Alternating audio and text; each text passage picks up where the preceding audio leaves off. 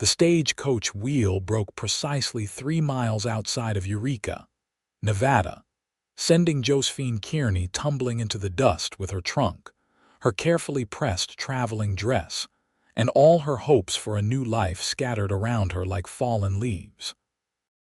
The driver had cursed, the horses had screamed, and then there had been nothing but silence and the endless stretch of desert scrubland beneath a merciless June sun in the year 1878. Josephine picked herself up slowly, her hands shaking as she brushed the red dust from her dark green traveling dress. The fabric was torn at the knee, and she could feel a warm trickle of blood on her shin, but these were the least of her concerns. The driver was already unhitching the horses from the broken coach, his weathered face set in grim determination. "What are we going to do?" Josephine asked, her voice barely above a whisper. She was 21 years old, had traveled all the way from Philadelphia, and had been corresponding with a man named Thomas Whitmore for 6 months. A man she had never met, but had agreed to marry. A mail-order bride arrangement that had seemed like her only escape from her aunt's household, where she had been little more than an unpaid servant since her parents died 4 years ago. The driver spat into the dust. "I am taking these horses and riding back to Silver Springs. There is a station there. You wait here with your trunk. I will send someone back. Wait here. Alone." Josephine looked around at the desolate landscape. Nothing but sage and scrub brush stretched in every direction, broken only by distant mountains that shimmered in the heat. "How long will that take? Could be a few hours. Could be longer. Depends if I can find someone willing to come back this way before nightfall." He was already mounting one of the horses, holding the reins of the other. "You have water in your trunk. I have a canteen. Make it last. And stay with the coach. Do not wander off." Then he was gone, leaving her standing in a cloud of dust with nothing but a broken stagecoach and the vast, indifferent sky above her. Josephine sat down on her trunk and tried not to cry. She had already shed too many tears in her life, and she had promised herself when she boarded the train in Philadelphia that she would be brave, that this new life would be different.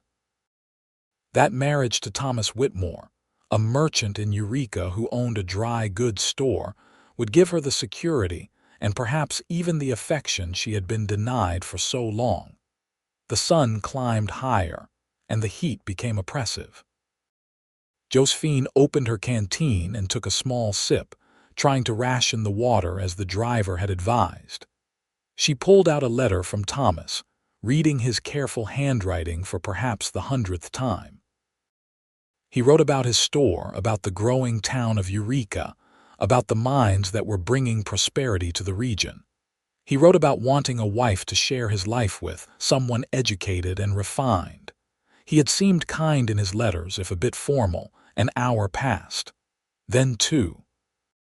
Josephine moved to sit in the shade of the broken coach, but even that offered little relief from the heat.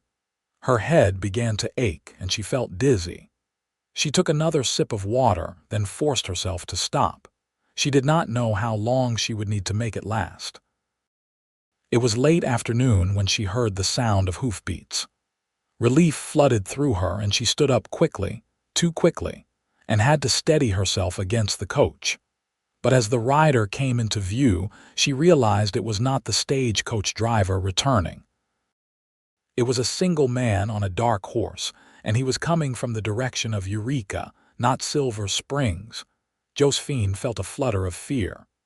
She was alone, vulnerable, and she knew nothing about this stranger approaching. But she also knew she had few options. She smoothed her dusty, torn dress and waited. The man reined in his horse a respectful distance away and dismounted. He was tall, probably in his mid-20s, with sun-bronzed skin and dark hair that curled slightly at the collar of his worn cotton shirt. His eyes were an unusual shade of hazel, green-gold in the slanting afternoon light, and they assessed her with an expression that was cautious but not unkind. "You are from the stagecoach?" he asked, his voice deep and steady. "Yes. The wheel broke." The driver went back to Silver Springs for help. Josephine tried to keep her voice from shaking. "I am waiting for him to return."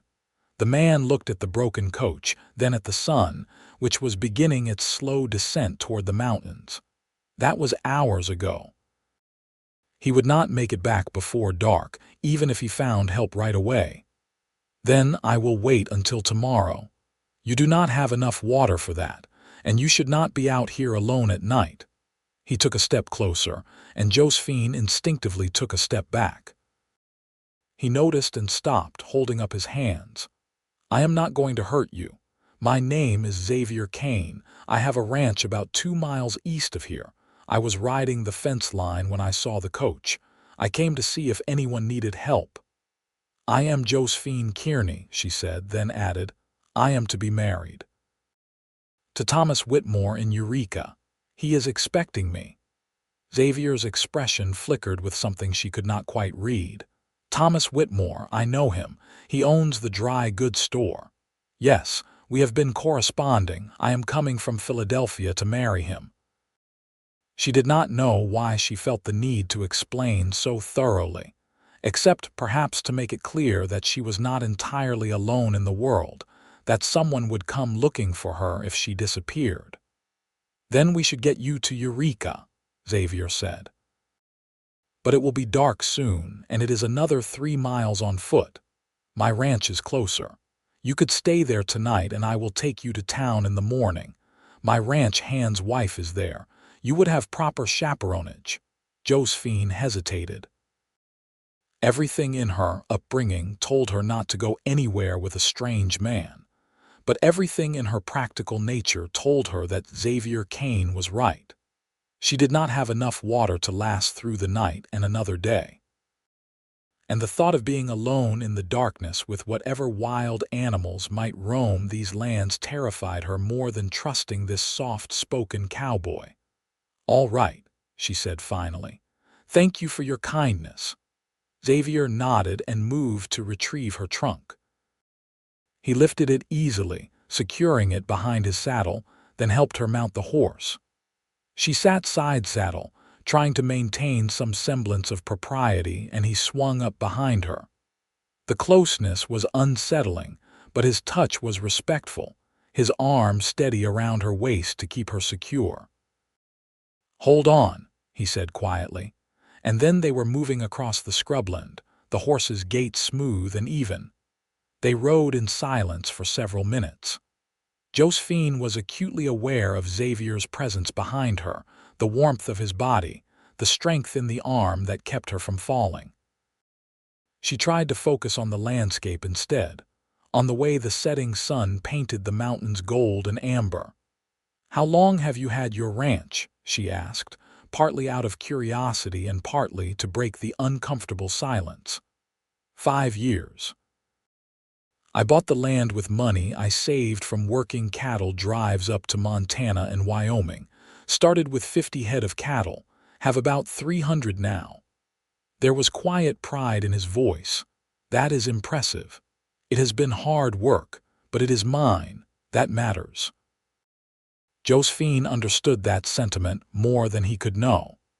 She had spent 4 years living in someone else's house, dependent on their charity, never having anything that was truly hers.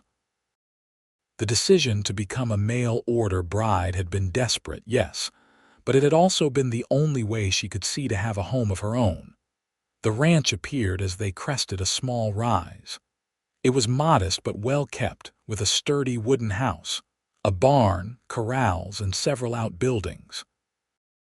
Smoke rose from the chimney, and Josephine could see a woman hanging laundry in the fading light.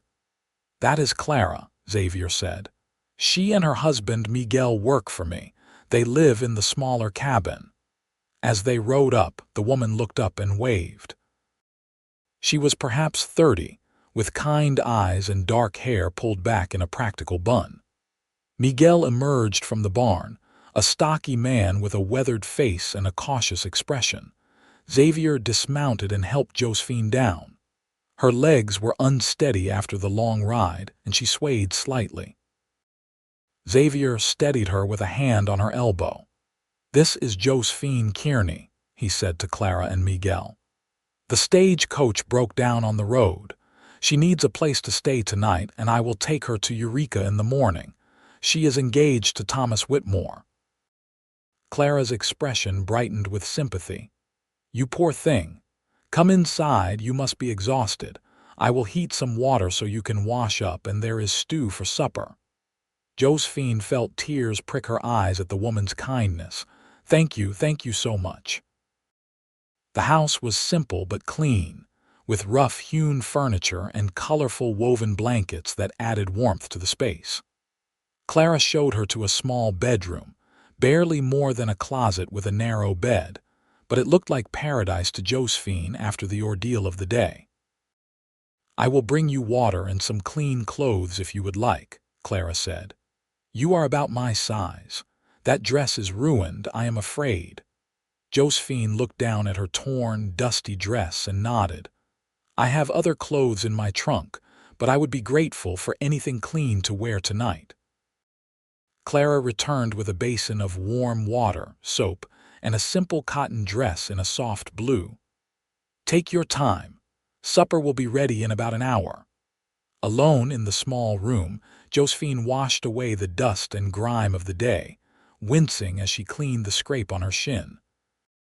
She changed into Clara's dress, which fit reasonably well, and braided her long brown hair, which had come completely loose from its pins. She felt more human, though her hands still shook slightly when she thought about how close she had come to being stranded in the desert. When she emerged, the main room of the house was warm and welcoming. Xavier had washed up as well and changed into a clean shirt. He sat at the rough wooden table with Miguel, discussing ranch business in low voices. They stopped talking when Josephine entered and Xavier stood, pulling out a chair for her. "Feeling better?" he asked. "Much better. Thank you again for your help. I do not know what I would have done if you had not come along." "Someone would have found you eventually," Xavier said, but his expression suggested he was not entirely convinced of that. "The important thing is that you are safe now." Clara brought the stew, and they ate together, the conversation flowing easily. Clara asked about Philadelphia, and Josephine found herself describing the crowded streets, the tall buildings, the noise and bustle that were so different from this vast, quiet landscape.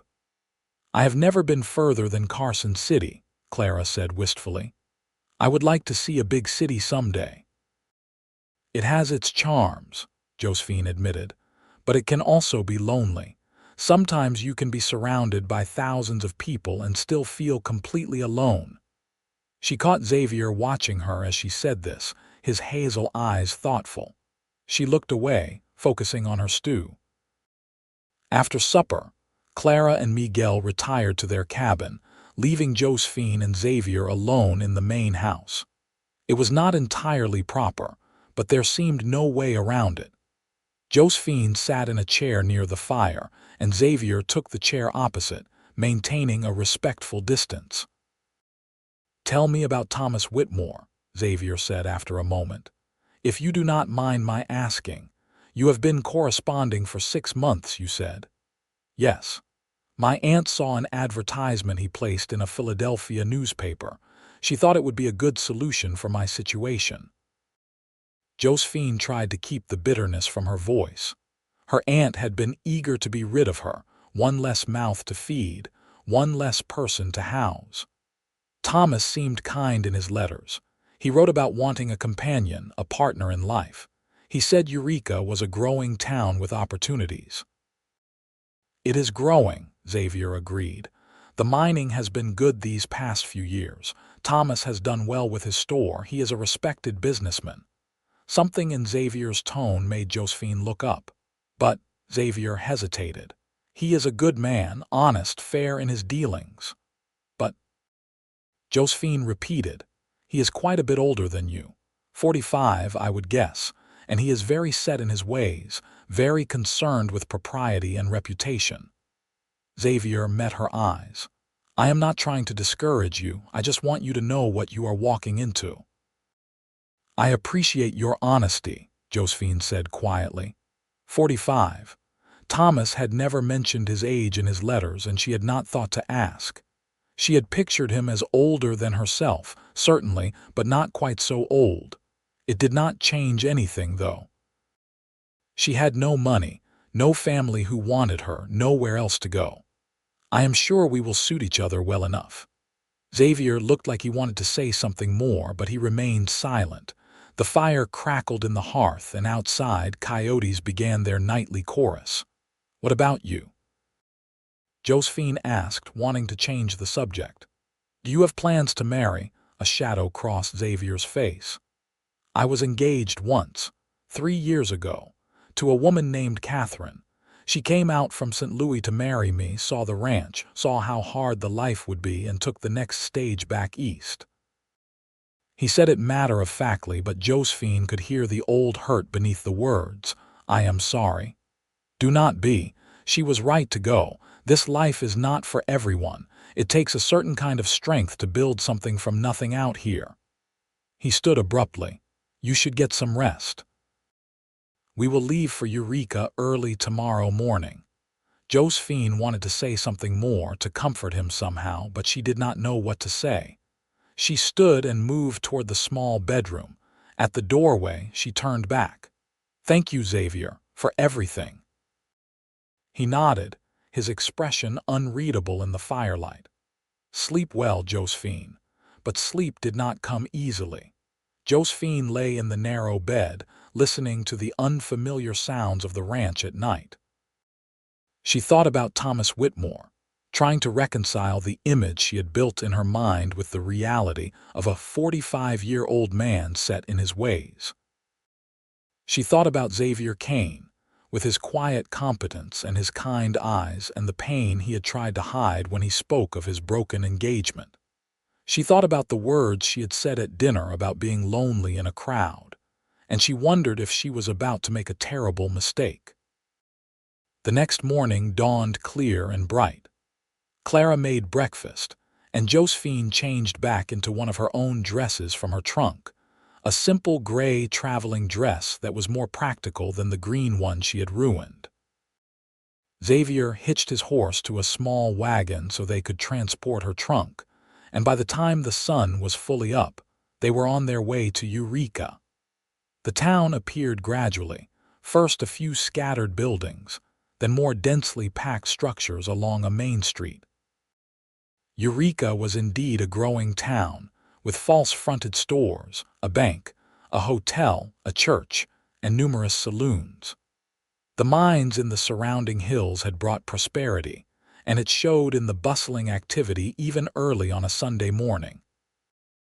Xavier stopped the wagon in front of a neat, 2-story building with a sign that read Whitmore Dry Goods. The store was closed for Sunday, but there was a door at the side that presumably led to living quarters above. Josephine's heart hammered in her chest. This was it. The moment she had been anticipating and dreading for months. Xavier helped her down from the wagon and carried her trunk to the door.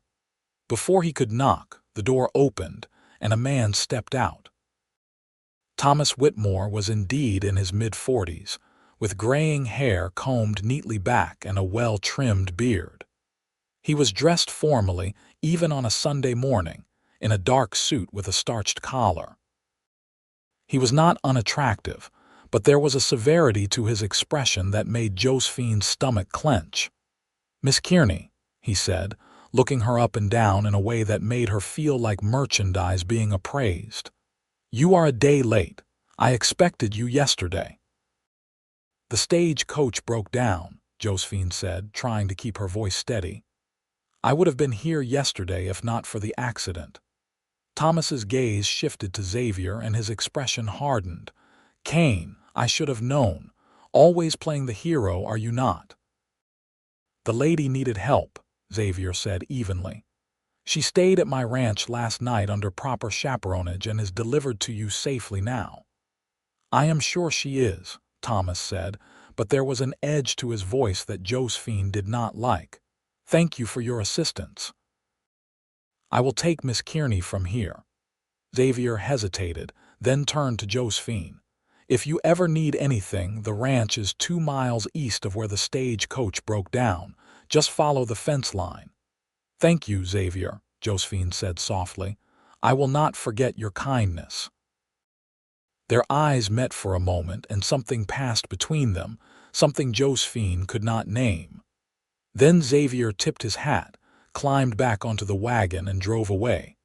Thomas picked up her trunk and carried it inside. Josephine followed, her sense of unease growing with each step. The living quarters above the store were neat and well appointed, with furniture that was expensive if not particularly comfortable looking. Everything was in its place, almost obsessively so. "I have prepared the guest room for you," Thomas said, setting down her trunk. "We will be married as soon as the arrangements can be made. Reverend Cooper can perform the ceremony next Saturday. That gives us a week to ensure everything is proper." "That sounds fine," Josephine said, though her mouth was dry. "There are rules in this house that you will need to follow," Thomas continued, clasping his hands behind his back like a schoolmaster. "I expect meals to be served promptly at 7 in the morning, noon, and 6 in the evening. The house is to be kept immaculate. You will dress modestly at all times. You will not engage in gossip with the other women in town. You will represent me and my business with appropriate dignity." Josephine listened, feeling smaller with each word. This was not a man looking for a companion or a partner. This was a man looking for a housekeeper and a symbol of respectability. "You understand?" Thomas asked. "Yes," Josephine whispered. "Good. I will show you the kitchen and the household accounts. You will need to familiarize yourself with my preferences." The week that followed was one of the longest of Josephine's life. Thomas was not cruel exactly, but he was cold and controlling. He dictated every aspect of how she should spend her days, corrected her constantly on small matters of housekeeping, and made it clear that he expected absolute obedience once they were married. Josephine told herself it would be bearable.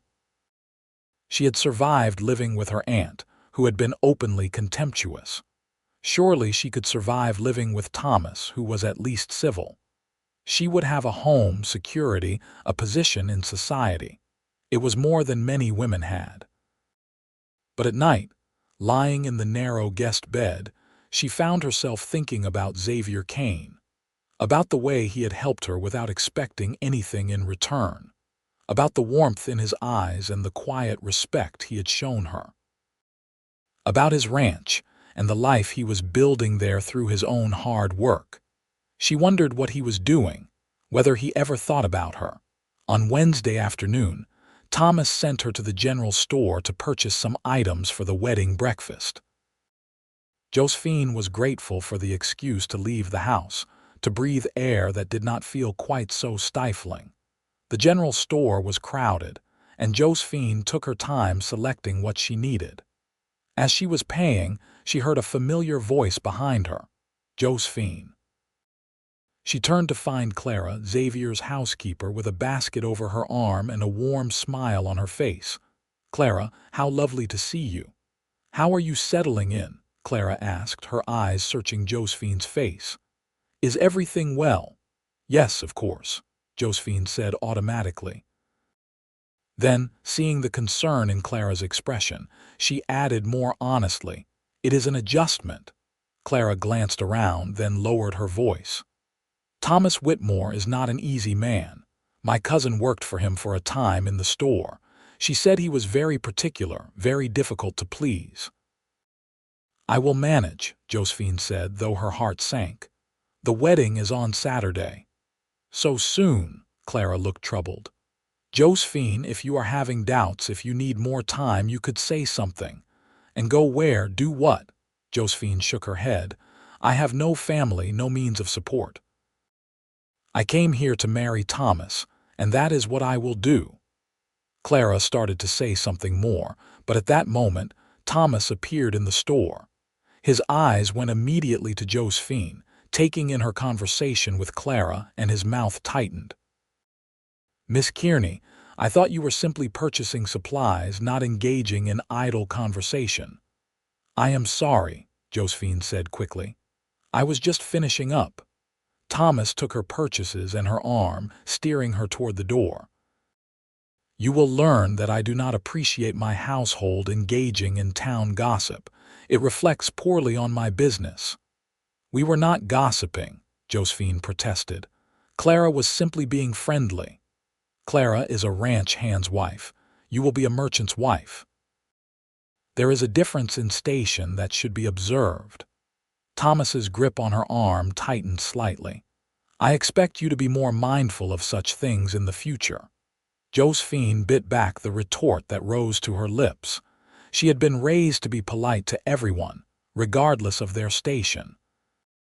Her mother had taught her that kindness cost nothing and was worth everything. But she could see that arguing with Thomas would accomplish nothing. That night, after Thomas had retired to his room, Josephine sat by the window and looked out at the dark street. Somewhere beyond the town, Xavier was on his ranch, perhaps sitting by his fire, perhaps looking at the same stars she could see twinkling above the mountains. She thought about his words. "It takes a certain kind of strength to build something from nothing out here." Did she have that kind of strength? Or was she simply a coward, settling for security over happiness because she was too afraid to take a risk? Thursday morning brought unexpected visitors. Josephine was in the kitchen preparing breakfast according to Thomas's exacting standards when she heard voices in the store below. Thomas had opened early to accommodate a customer, which was unusual. Then she heard boots on the stairs, and Thomas appeared with another man behind him. A man in a sheriff's badge. "Miss Kearney, this is Sheriff Morrison. He has some questions about the stagecoach incident." Josephine wiped her hands on her apron. "Of course. How can I help?" The sheriff was a middle-aged man with a tired face and kind eyes. "I am sorry to trouble you, Miss Kearney. The driver who left you at the coach has gone missing. He never made it back to Silver Springs. We are trying to piece together what happened." Josephine's blood ran cold. Missing. But he was on horseback. He should have reached Silver Springs easily. "Should have," the sheriff agreed. "But he never arrived. I am talking to everyone who saw him that day. Can you describe exactly what happened when the coach broke down?" Josephine recounted the events, from the moment the wheels shattered to the driver's departure with the horses.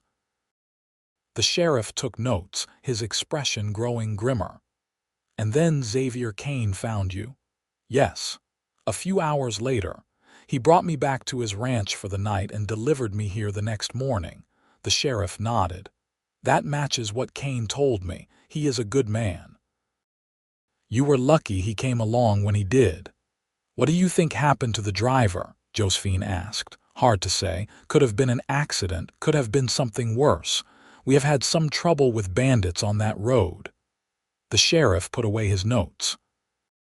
"If you remember anything else, anything at all that seemed unusual, please let me know." After the sheriff left, Thomas turned to Josephine with a calculating expression. "This is unfortunate timing." "Unfortunate? A man is missing." Yes, that is regrettable, but people will talk." "You spent a night at Kane's ranch. Now there is an investigation. It creates questions about your character." Josephine stared at him. "I was stranded in the desert. Xavier Kane rescued me. Nothing improper happened." "I am sure that is true. Nevertheless, we should move the wedding up. Tomorrow instead of Saturday. The sooner you are respectably married, the better." "Tomorrow." Josephine felt panic rising in her chest, but nothing is prepared. "The important thing is the ceremony itself. We can have a simple service at the church. Reverend Cooper will accommodate us." Thomas's tone made it clear this was not a discussion. "I will make the arrangements." Josephine wanted to argue, to insist that she needed more time, but she could see it would be pointless. Thomas had made up his mind, and he expected her to comply. After Thomas left to visit the Reverend, Josephine sat down at the kitchen table and put her head in her hands. Tomorrow. She would be married tomorrow to a man she barely knew, a man who seemed to view her as property rather than a person. She thought about her parents, about how much they had loved each other. Her father had looked at her mother like she was the sun and moon combined. They had laughed together, supported each other, been true partners. Josephine had always assumed she would have that kind of marriage someday. Instead, she was settling for this. There was a knock at the side door, startling her. She opened it to find Clara standing there, looking worried. "I heard about the driver going missing," Clara said without preamble, "and I heard Thomas is moving the wedding to tomorrow." "Josephine, you do not have to do this. I have no choice. You do, you could leave. Come back to the ranch. Xavier would help you. He would make sure you were safe while you figured out what to do next." "I cannot do that. It would not be proper. And I cannot impose on Xavier's kindness any more than I already have." Clara stepped closer, her voice urgent. "Xavier cares about you. I know he does. I have seen the way he has been these past few days since he brought you to town. He is miserable. He drives the fence lines constantly, works himself to exhaustion, and I know it is because he cannot stop thinking about you." Josephine's heart clenched. "Even if that is true, what can I do? I agreed to marry Thomas. I came all the way from Philadelphia for this purpose. I cannot just change my mind." "Why not? You have not married him yet. You still have a choice." "Do I? I have no money, no family. Where would I go? What would I do?" "You could stay at the ranch. Work as a housekeeper or a cook. Earn your own way. And Xavier, he needs someone. Not just a housekeeper. He needs someone who understands him, who sees the good man he is." Clara took Josephine's hands. "And I think you need him too. I think you need someone who will treat you as an equal, not as property." Josephine pulled her hands away, tears streaming down her face. "Please do not do this. Please do not make this harder than it already is. I have made my decision." Clara looked at her for a long moment, then nodded sadly. "I am sorry. I should not have pushed. I just wanted you to know that you have options. That you do not have to settle for a life that makes you unhappy." After Clara left, Josephine cried for a long time. She cried for the life she might have had, for the dreams that would never come true, for the choice she was making even though every part of her heart screamed that it was wrong. That evening, Thomas informed her that everything was arranged. The ceremony would be at 3 o'clock the following afternoon, a simple service with just a few witnesses. Then they would return here, to this house that would become her prison. Josephine lay awake all night, watching the darkness slowly give way to dawn. Her wedding day. The day she had once imagined would be the happiest of her life. She rose and dressed in her best dress, a deep blue silk that her mother had made for her years ago. She did her hair with trembling fingers, pinning it up in an elaborate style that her mother had taught her. Looking at herself in the mirror, she barely recognized the pale, hollow-eyed woman staring back at her. At noon, Thomas came upstairs to check on her. "Are you ready?" "Yes," Josephine whispered. "Good. The ceremony is at 3. We will walk to the church at 1/4 to the hour." He left, and Josephine sat on the edge of the bed, counting down the minutes. She thought about running, about simply walking out the door and never looking back. But where would she go? How would she survive? At 2:30, there was another knock at the door. Thomas answered it, and Josephine heard raised voices. Then Thomas called up the stairs, his voice tight with anger. "Miss Kearney, you have a visitor." Though I cannot imagine why he has come at such an inappropriate time. Josephine descended the stairs slowly, her heart pounding. Xavier stood in the doorway, his hat in his hands, his hazel eyes intense. "Xavier, what are you doing here? I came to talk to you. Alone, if possible." "Absolutely not," Thomas said. "Miss Kearney and I are to be married in half an hour. Whatever you have to say can wait, or better yet, remain unsaid." "No," Xavier said, his voice firm. "It cannot wait. Josephine, please just give me 5 minutes." Josephine looked between the two men. Thomas's face was red with anger. Xavier's expression was desperate, pleading. She made a decision. "5 minutes," she said. "Miss Kearney, I forbid it." "You forbid it!" Josephine turned to Thomas, and something in her finally snapped. "You are not my husband yet, Thomas. You do not get to forbid me anything. I will speak to Xavier for 5 minutes, and then I will decide what I am going to do." She walked out onto the porch, and Xavier followed, closing the door behind them. They stood there in the bright afternoon sunlight, and for a moment, neither spoke. "Clara told me the wedding was today," Xavier said finally. "I had to come. I had to at least try." "Try what?" "To convince you not to marry him. To tell you that you deserve better. That you deserve someone who will cherish you, not control you. Someone who sees you as a partner, not a possession." "Xavier, I cannot just not marry him. I have nowhere else to go. Come back to the ranch. Stay as long as you need. Work for me if you want to maintain propriety, but give yourself time to figure out what you really want. Do not make a decision out of desperation that you will regret for the rest of your life." Josephine closed her eyes. "Why do you care so much? You barely know me." "Because when I found you in the desert, I saw something I have not seen in a long time. I saw someone who was lost, but trying so hard to be brave. Someone who deserved to be found.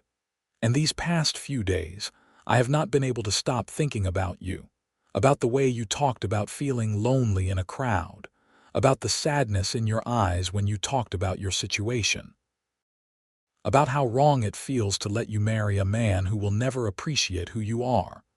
Tears streamed down Josephine's face. "I am so afraid. I have been afraid for so long. Afraid of not having enough, of not being wanted, of ending up with nothing."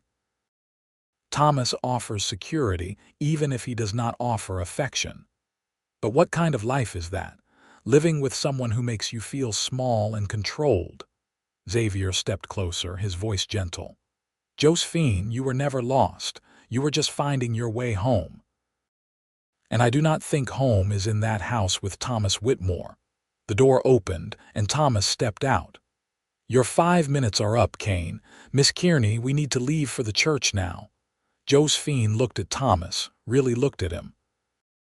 She saw the coldness in his eyes, the way his mouth was set in a hard line, the possessive way he reached for her arm. She thought about spending the rest of her life walking on eggshells, trying to please someone who could never be pleased, living in a house that would never feel like home. Then she looked at Xavier. She saw the warmth in his hazel eyes, the gentle strength in the way he stood, the hope and fear mingled in his expression. She thought about his ranch, about the life he was building with his own hands, about the way he had treated her with respect and kindness from the moment he found her. She thought about what Clara had said. "You do not have to settle for a life that makes you unhappy." And she thought about her parents, about the love they had shared, and about the promise she had made to herself that she would be brave. "Thomas," she said quietly, "I cannot marry you." The silence that followed was deafening. "What?" Thomas's voice was dangerously soft. "I am sorry. I should not have let it go this far. But I cannot marry you. We would not be happy together. I am not the wife you need, and you are not the husband I need." Thomas's face went from red to white. "Do you understand what you are doing? You are throwing away respectability, security, everything I was offering you. And for what? For a dirt-poor rancher who will work you to death trying to make a living from that patch of scrub land. For a chance at happiness," Josephine said. "For a chance to be with someone who sees me as a person, not a possession. for a chance to build something real. You are a fool, Thomas spat. You will regret this. When Kane realizes what a burden you are when you are hungry and cold and struggling just to survive, you will regret this. But do not come back here. Do not think I will take you back after you have humiliated me this way. I understand, Josephine said, her voice steady despite her shaking hands. I am sorry for any embarrassment I have caused you, but I am not sorry for my decision. Thomas turned and went back into the house, slamming the door so hard the windows rattled. Josephine stood there, trembling with the magnitude of what she had just done. She had no money, no possessions except what was in her trunk upstairs, and no plan beyond the desperate hope that Xavier had meant what he said. Xavier took her hand gently. Are you sure? There is still time to change your mind if you want to. I am sure. I am terrified, but I am sure. She looked up at him. You meant what you said about coming to the ranch, every word. For as long as you need, Josephine, no expectations, no obligations, just a safe place to figure out what you want from life. What about my trunk? All my things are in there. I will come back for it tomorrow. Right now, let us just get you out of here before Thomas decides to make things more difficult. They walked to where Xavier had tied his horse at the edge of town. He helped her mount, then swung up behind her, and they rode away from Eureka, away from the life Josephine had thought she was supposed to have, toward something unknown but infinitely more hopeful. As they rode through the scrubland, the afternoon sun warm on their faces, Xavier said softly, that took tremendous courage. Or tremendous foolishness, Josephine said, but she was smiling through her tears. I may have just made the biggest mistake of my life, or the best decision. Xavier's arm tightened slightly around her waist. Either way, you will not face it alone, I promise you that. When they reached the ranch, Clara came running out of the house, her face breaking into a wide smile when she saw Josephine. You came. Oh, I am so glad. I hoped you would, but I was not sure. I almost did not, Josephine admitted, dismounting with Xavier's help. If Xavier had not come when he did, I would be married now. Clara hugged her tightly. You made the right choice. I know it is frightening, but you made the right choice. Miguel emerged from the barn, looking surprised to see Josephine but smiling nonetheless. Welcome back, Miss Kearney. I hope you will be staying longer this time. I think I will be, Josephine said. If Xavier does not mind. I do not mind, Xavier said quietly. Come on, let us get you settled. You can have the same room as before for now. Tomorrow we will figure out more permanent arrangements. That evening they sat around Xavier's table again, eating Clara's stew and talking. But this time felt different to Josephine. This time, she was not a temporary guest on her way to marry someone else. This time, she was making a choice to be here, to take a chance on something uncertain but real. After Clara and Miguel retired to their cabin, Xavier built up the fire and made coffee. He and Josephine sat in the chairs by the hearth, the firelight dancing across their faces. Tell me about your parents, Xavier said. You mentioned them briefly before, but I would like to know more. Josephine smiled, surprised by how much she wanted to talk about them. They loved each other deeply. My father was a school teacher and my mother was a seamstress. We did not have much money, but we had each other. They treated me as someone whose opinions mattered even when I was young. They taught me to read and think and question things. Her smile faded. When they died in a typhoid outbreak, I felt like I lost not just my parents but my whole sense of self.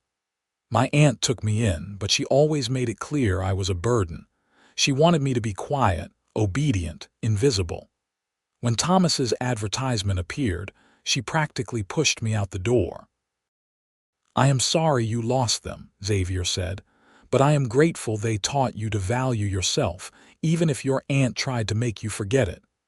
What about your parents? Josephine asked. Are they still alive? My father is. My mother died when I was 12. My father remarried a year later, and his new wife made it clear she did not want me around. So when I was 16, I left. Worked cattle drives, saved every penny I could. When I had enough, I bought this land and started building this ranch. He looked around the simple room with obvious pride. Everything you see here I built with my own hands. No one can take it away from me. No one can tell me I do not belong. It is mine. That is important to you, belonging. It is everything to me. When Catherine left, when she took one look at this place and decided it was not good enough, it cut deep. Because she was not just rejecting the ranch. She was rejecting me, the life I was building, everything I had worked for. Josephine reached out and took his hand. I do not think this place is not good enough, Xavier. I think it is wonderful. I think what you have built here is remarkable. Xavier looked down at their joined hands, then up at her face. Josephine, I need you to know something. I meant what I said about no expectations. You can stay here as long as you need, and I will not pressure you for anything. You just escaped one situation where someone was trying to control you. I will not become another cage. I know that, Josephine said softly. I trust you, Xavier. I would not be here if I did not. They sat in comfortable silence for a while, the fire crackling, the night sounds of the ranch settling around them. Finally, Josephine stood. I should get some sleep. Tomorrow I imagine we will need to figure out practical matters. Tomorrow we will go get your trunk from Thomas if he will allow it, and then we will figure out what you want to do. You could work here on the ranch, or if you want something different, we could look into other options in Eureka. Maybe the school needs a teacher, given your education. Or the newspaper might need help. There are possibilities. Thank you, Xavier, for everything. As Josephine turned to go to her room, Xavier called her name softly. She looked back and he smiled at her, a real, warm smile that made her heart skip. You were right, you were never lost. You were finding your way home, and I am glad your path led you here. Josephine smiled back, feeling something warm and hopeful bloom in her chest. So am I. The next morning, Xavier and Josephine rode into Eureka to retrieve her trunk. They found the side door to Thomas's home locked, and when Xavier knocked, Thomas came to the window and shouted through the glass. I will leave her trunk at the church. You can collect it there. I do not want either of you on my property. At the church, they found Josephine's trunk sitting on the steps and with it, a note. Josephine opened it with shaking hands. The note read, Miss Kearney, enclosed are the return train tickets to Philadelphia that I purchased should you change your mind.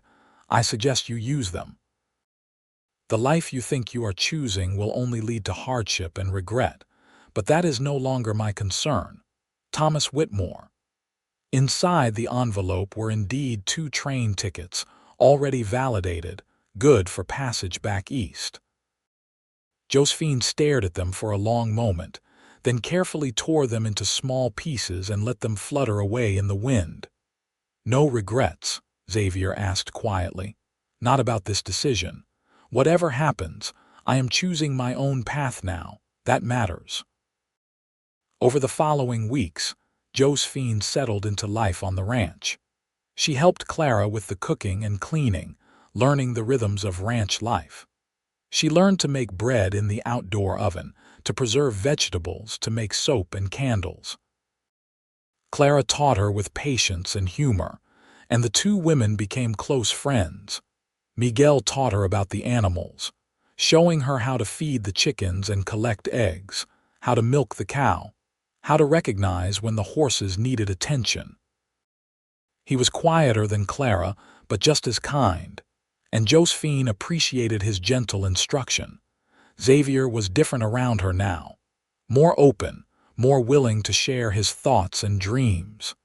In the evenings after the work was done, they would sit together and talk for hours.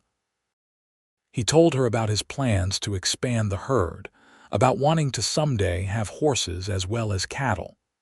She told him about the books she loved, about wanting to teach someday, about her dreams of making a real difference in people's lives. There was an ease between them, a comfort that grew deeper with each passing day. But there was also something else, something neither of them had yet named. The way Xavier's hand would linger on her shoulder when he helped her down from the wagon. The way Josephine's heart would race when she saw him riding back from the range. The way they both found excuses to be near each other. One evening in late July, about 6 weeks after Josephine had come to the ranch to stay, Xavier asked her to take a ride with him. They rode out to a rise overlooking the ranch and the valley beyond, arriving just as the sun was beginning to set. "I wanted to show you something," Xavier said, dismounting and helping Josephine down. He led her to the edge of the rise, where they could see for miles in every direction. The setting sun painted everything in shades of gold and amber, the mountains purple in the distance. "It is beautiful," Josephine breathed.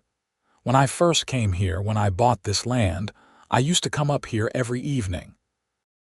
I would sit and watch the sunset and imagine the life I was going to build, the ranch I would have, the family." He paused.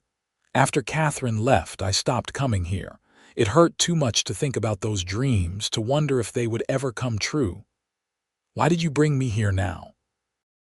Xavier turned to face her, his hazel eyes intense in the golden light. "Because sitting here with you, I can imagine those dreams again, and this time they feel possible." Josephine's breath caught. "Xavier." "I love you, Josephine," he said simply. "I think I have loved you since that first day when I found you in the desert, dusty and scared but so determined to be brave. I love the way you approach every new challenge with curiosity instead of fear.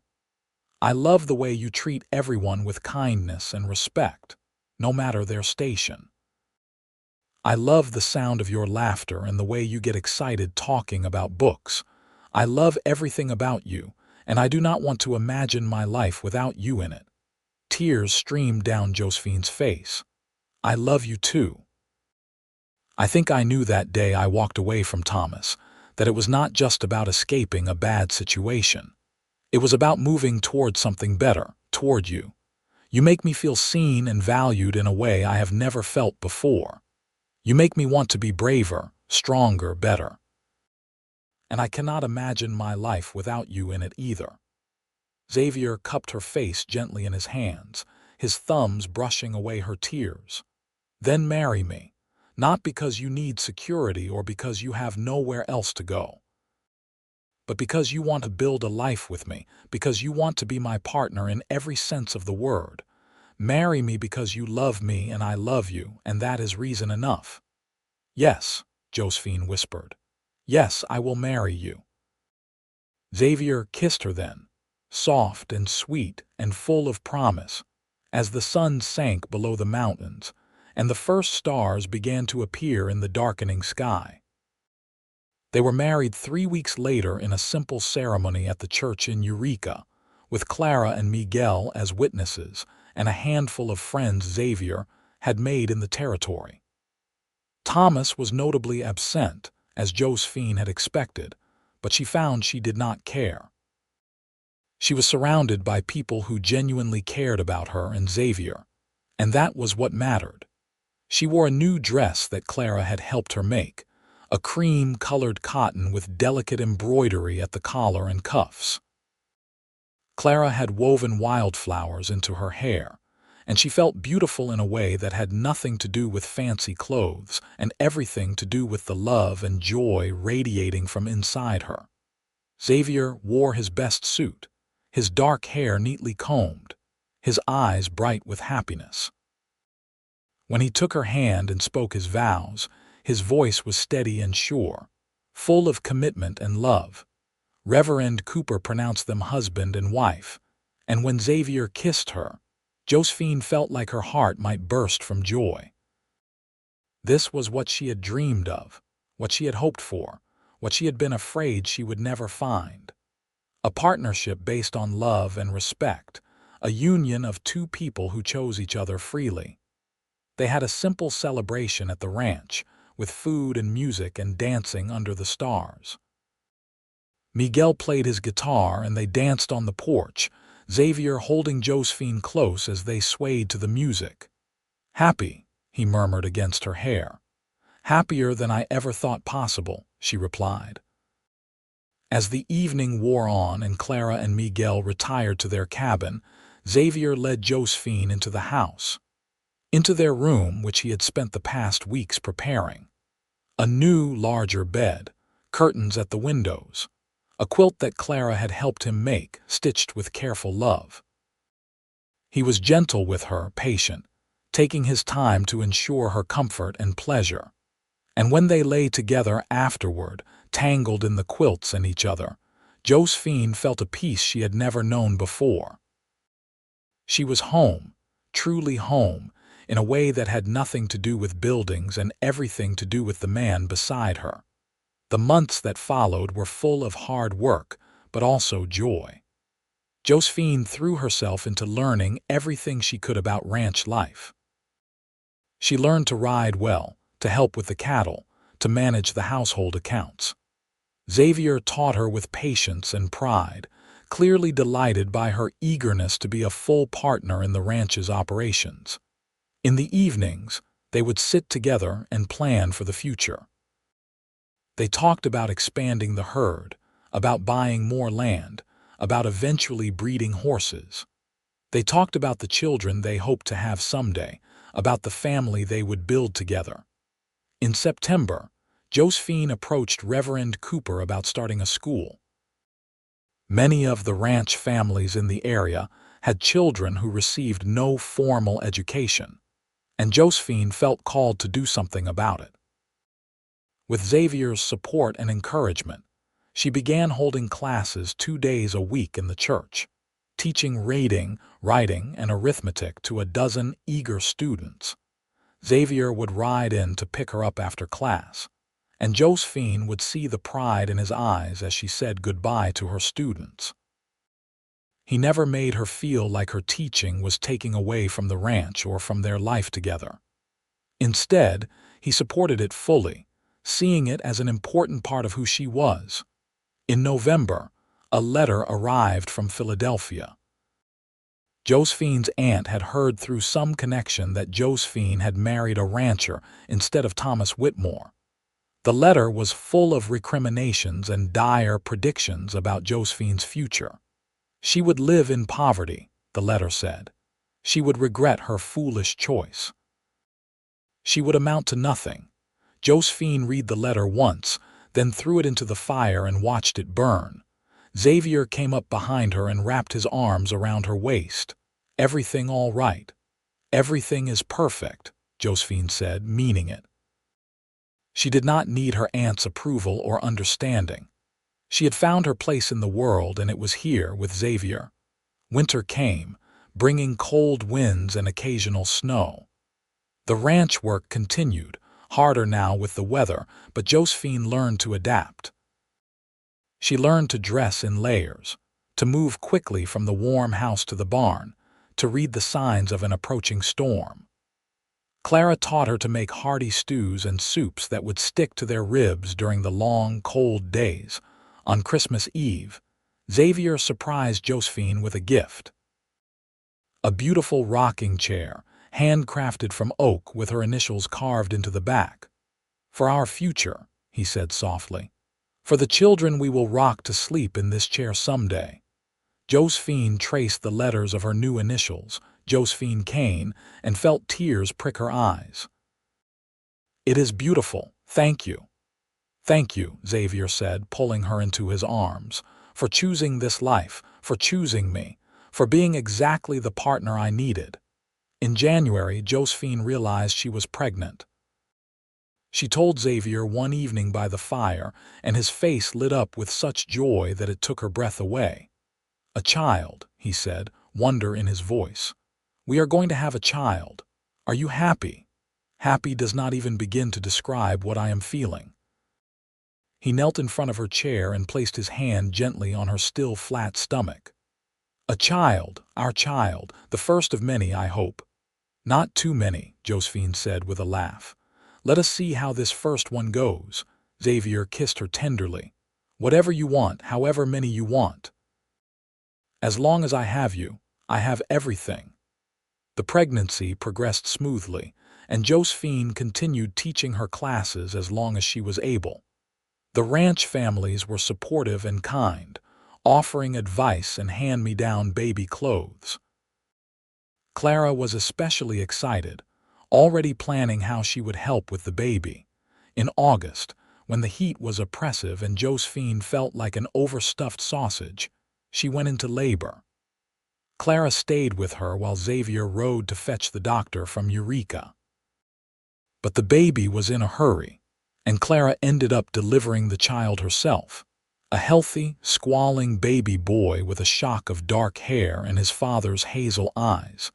Xavier arrived back with the doctor just as Clara was cleaning up the baby. When he saw Josephine holding their son, Xavier's face crumpled, and he wept openly, kneeling beside the bed and pressing kisses to Josephine's forehead, her cheeks, her lips. "You are amazing," he kept saying. "You are both amazing." They named the baby Elijah Xavier Kane, and he became the center of their world. Xavier was a devoted father, taking time away from ranch work to help with the baby, to rock him to sleep, to simply stare at him in wonder. Josephine watched them together, her husband and her son, and felt overwhelmed by how much her life had changed in just over a year. She had come to Nevada expecting a marriage of convenience, a cold arrangement that would provide security but little else. Instead, she had found true love, a real partnership and a family of her own. When Elijah was 3 months old, Josephine returned to teaching, bringing the baby with her to classes. The students were delighted to have a baby in the classroom, and Josephine found she could manage both her teaching and her motherhood with Xavier's unwavering support. The ranch continued to grow and prosper. Xavier expanded the herd, and with Miguel's help, they began breeding horses as well. The extra income allowed them to make improvements to the house, adding another bedroom and a proper study where Josephine could keep her books and lesson plans. 2 years after Elijah was born, Josephine had another child, a daughter they named Sarah Catherine Kane. She had Josephine's brown hair and Xavier's smile, and she completed their family perfectly. As the children grew, the ranch became a place of laughter and joy. Elijah learned to ride almost before he could walk, tagging along after his father with hero worship in his eyes. Sarah was more interested in books and learning, often sitting beside her mother as Josephine prepared lessons for her students. On their 5th wedding anniversary, Xavier took Josephine back to the rise where he had first told her he loved her. They sat together watching the sunset, just as they had that first time, but now they had so much more. A thriving ranch, 2 beautiful children, a life they had built together through hard work and love. "You ever regret it?" Xavier asked. Giving up the security Thomas offered, taking a chance on a dirt-poor rancher. Josephine laughed and took his hand. "Not for one single second. You gave me something far more valuable than security. You gave me freedom. You gave me partnership. You gave me love. And you gave me a home, not just a house, but a real home where I belong." "You were never lost," Xavier said, echoing his words from that first day. "Just finding your way home." "I found it," Josephine said, leaning her head on his shoulder. "I found everything I was looking for and so much more than I ever dreamed possible." As they sat there watching the sun paint the sky in brilliant colors, Josephine thought back to that day when the stagecoach wheel had broken, when she had been stranded and scared and facing an uncertain future. If someone had told her then that this would be her life, that she would find such happiness and fulfillment, she would not have believed it. But life had a funny way of working out, she had learned. Sometimes what seemed like disaster was actually opportunity. Sometimes losing your way was the only path to finding where you truly belonged. And sometimes, the person who found you when you were lost turned out to be the person you had been searching for all along. The years continued to pass in a pleasant rhythm. Elijah grew into a strong, capable young man who loved the ranch as much as his father did. By the time he was 12, he was Xavier's right hand, helping with all aspects of running the operation. Sarah, meanwhile, developed a passion for teaching even greater than her mother's. She would line up her dolls and teach them lessons, mimicking Josephine's patient tone and gentle corrections. The school Josephine had started grew as well. What had begun as classes twice a week in the church became a full-fledged schoolhouse, built with contributions from the ranching families in the area. Josephine taught 5 days a week, with older students helping the younger ones, creating a community of learning that became a source of great pride for everyone involved. Clara and Miguel remained on the ranch, becoming like family. Clara helped with the children when Josephine was teaching, and Miguel trained Elijah in the skills he would need to someday run the ranch himself. The 4 adults worked together seamlessly, building something greater than any of them could have achieved alone. Sometimes, on trips into Eureka for supplies, Josephine would see Thomas Whitmore. He had eventually married a quiet woman from Carson City who seemed to suit his rigid nature. He never acknowledged Josephine when they passed on the street, and she found she did not mind. That chapter of her life seemed like a lifetime ago, a path not taken that had led her to where she truly belonged. One autumn day, when Josephine was 30 years old and feeling the ache in her bones from a morning of ranch work, she received an unexpected letter. It was from a cousin in Philadelphia she had not heard from in years. The letter informed her that her aunt had passed away and had left Josephine a small inheritance, perhaps feeling guilty about how she had treated her niece all those years ago. Josephine showed Xavier the letter that evening. "It is not a large amount, but it is something. What should we do with it?" Xavier considered. "What would you like to do with it?" "I would like to expand the school, build a real schoolhouse with proper desks and a library. I would like to make sure every child in this area has access to education, regardless of their family's circumstances." She looked at him. "Is that all right, or should we use it for the ranch?" Xavier smiled and pulled her into his arms. "That is perfect. The ranch is doing well. This money is yours to use as you see fit, and I cannot think of a better way to use it than to invest in the children's future." So Josephine used the inheritance to expand the school, adding a wing with a library and a science room. She hired another teacher to help her, a young woman from Carson City who reminded Josephine of herself at that age, eager to make a difference in the world. The school became known throughout the territory as one of the best, and families began moving to the area specifically so their children could attend. This brought more business to Eureka, and the town grew and prospered. When Elijah was 17 and Sarah was 15, Josephine and Xavier took them on a trip to San Francisco, the first real vacation any of them had taken. They stayed in a hotel, saw the ocean for the first time, explored the bustling city.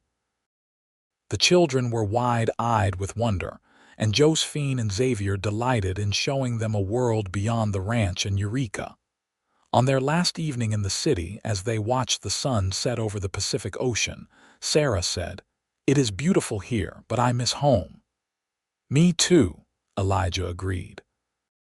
"The ocean is amazing, but it is not the same as watching the sun set over our land." Xavier squeezed Josephine's hand, and they shared a smile.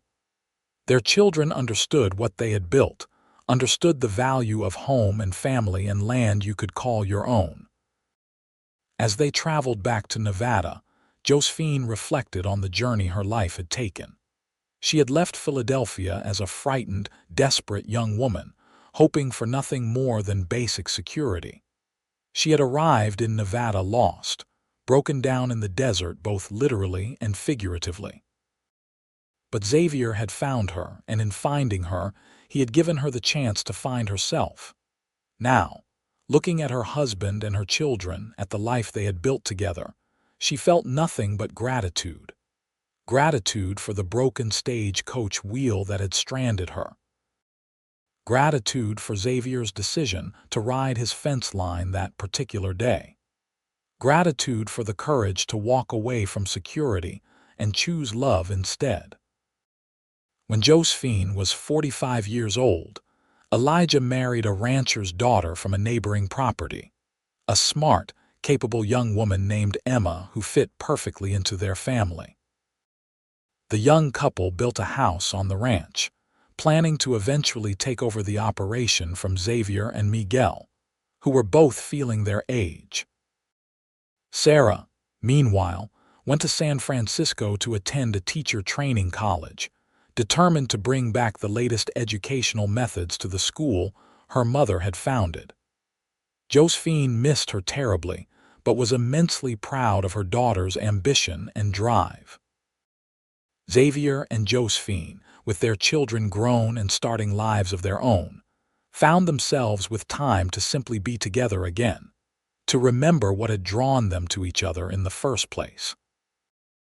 They would take long rides across the ranch land, picnic by the creek that ran through the property, and sit on the porch in the evenings watching the stars come out. "You remember that first night?" Xavier asked one evening, his arm around Josephine as they rocked gently in the chairs on the porch. "When I brought you to the ranch and you were so scared, so uncertain about everything, how could I forget? I was terrified. Everything was strange and new, and I had no idea what I was going to do with my life. And now I know exactly what I am doing with my life. I am living it with you. I am teaching children who need education. I am raising a family and building a legacy. I am home." She turned to look at him. "Thank you for finding me that day, Xavier. Thank you for giving me a chance to find myself. Thank you for being brave enough to take that chance. Thank you for choosing love over security, for choosing me over an easier path." He kissed her softly. "I love you, Josephine Kane. I have loved you since the moment I saw you standing by that broken stagecoach, dusty and scared but so determined to be brave. And I will love you until the day I die and beyond." "I love you too," Josephine said, tears in her eyes. "You were right, that day you proposed. I was finding my way home, and home was always you." As the years continued to pass, Xavier and Josephine watched their family grow. Elijah and Emma had 3 children, 2 boys and a girl who brought new life and laughter to the ranch. Sarah returned from San Francisco with her teaching certificate and a young husband, a lawyer she had met in the city who was willing to relocate to Nevada for love, just as Josephine had done all those years ago. Sarah took over the school from Josephine, implementing all the new methods she had learned and expanding the program even further. Josephine retired from daily teaching, but still came in to read to the younger children and share stories from her own life, becoming a beloved grandmother figure to generations of students. Xavier and Miguel, now both in their 60s, gradually handed over the day-to-day operations of the ranch to Elijah, though they both still rode out each morning to check the cattle and the fence lines, unable to fully give up the work they loved. On Josephine and Xavier's 25th wedding anniversary, the entire family gathered at the ranch for a celebration. Children and grandchildren filled the house and yard, 3 generations of love and family that had all begun with a broken stagecoach and a chance encounter in the desert. As Josephine looked around at all the faces she loved, at the life she and Xavier had built together, she felt overwhelmed with emotion. Her son, now a successful rancher with a family of his own. Her daughter, a dedicated teacher carrying on Josephine's legacy. Her grandchildren, healthy and happy and full of potential. And Xavier, still by her side after all these years, his hair now silver but his eyes still the same warm hazel she had fallen in love with. That evening, after everyone had eaten and the children had been put to bed, Xavier took Josephine's hand and led her out to the porch. The moon was full, painting everything in silver light. 25 years, he said softly. It feels like both an eternity and no time at all. I know what you mean. Sometimes I still feel like that scared girl stepping off the stagecoach, and sometimes I cannot even remember who I was before I met you. You were always brave, Josephine, always strong. I did not give you those qualities. I just gave you a place where you felt safe enough to let them show. We gave that to each other, Josephine corrected. You needed me as much as I needed you. We saved each other. Xavier pulled her close and they swayed gently in the moonlight, dancing without music, just as they had on their wedding night so many years ago. If you could go back, Xavier asked, back to that day when the stagecoach broke down, would you change anything? Josephine did not even have to think about her answer. Not one single thing. Every moment, even the scary ones, led me to this. Led me to you, to our children, to this life we have built. I would not change a second of it. Neither would I, Xavier said, holding her tighter. Neither would I. As they stood there under the stars, surrounded by the land they had worked so hard to build into something meaningful, Josephine thought about the journey that had brought her here. About the young woman who had left Philadelphia with nothing but hope and fear. About the mail-order bride who had arrived lost, broken down in the desert with nothing but a trunk and a canteen of water. About the woman who had found the courage to walk away from security and choose love instead. And she thought about Xavier, the cowboy who had found her and had seen not a burden or an obligation but a person worth loving. The man who had given her the freedom to find herself and the support to become everything she was meant to be. Years continued to pass, gentle and full of meaning. Xavier and Josephine grew old together, their love deepening with each passing season. They watched their grandchildren grow, saw some of them stay on the ranch and others venture out into the wider world, carrying the lessons of hard work, love, and courage their grandparents had taught them. When Xavier was 73 years old, he became ill. A fever that would not break, a cough that would not clear. The doctor from Eureka came and said there was little he could do except make Xavier comfortable. Josephine sat by his bedside day and night, holding his hand, talking to him, reminding him of all their years together. "Do you remember the day we met?" she would ask, and Xavier would smile and nod. "You were the most beautiful thing I had ever seen," he would say, his voice weak but full of love. "Covered in dust and scared to death, but so brave, so determined." "You saved me that day," Josephine would say. "No," Xavier would correct. "You saved yourself. You just let me come along for the ride." On a cool October morning, with Josephine holding his hand and their children and grandchildren gathered around, Xavier Kane passed peacefully. His last words were, "I love you, Josephine, my heart, my home, my everything." The loss nearly broke Josephine. For weeks, she could barely function, could barely breathe without the pain of his absence overwhelming her. But gradually, with the support of her children and grandchildren, she found her way back to living. She found comfort in the school and teaching in the land Xavier had loved so much. She lived another 12 years, watching her great-grandchildren be born, seeing the ranch continue to prosper under Elijah's capable management, witnessing Sarah's school become one of the finest in the territory. She told stories about Xavier to anyone who would listen, keeping his memory alive for the generations who had not known him. When Josephine Kane died at the age of 85, she was surrounded by 4 generations of family, all of them there because a mail-order bride had arrived lost and a cowboy had found her. And together, they had built something that would last far beyond their own lifetimes. She was buried next to Xavier on a rise overlooking the ranch, the same rise where he had first told her he loved her all those years ago.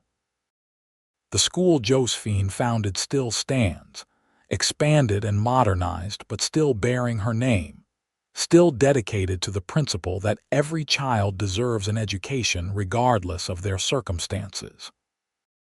And sometimes, on quiet evenings when the wind blows just right across the Nevada scrubland, visitors to the ranch swear they can see 2 figures standing on the rise, holding hands and watching the sunset together, forever home in the land they loved and with each other.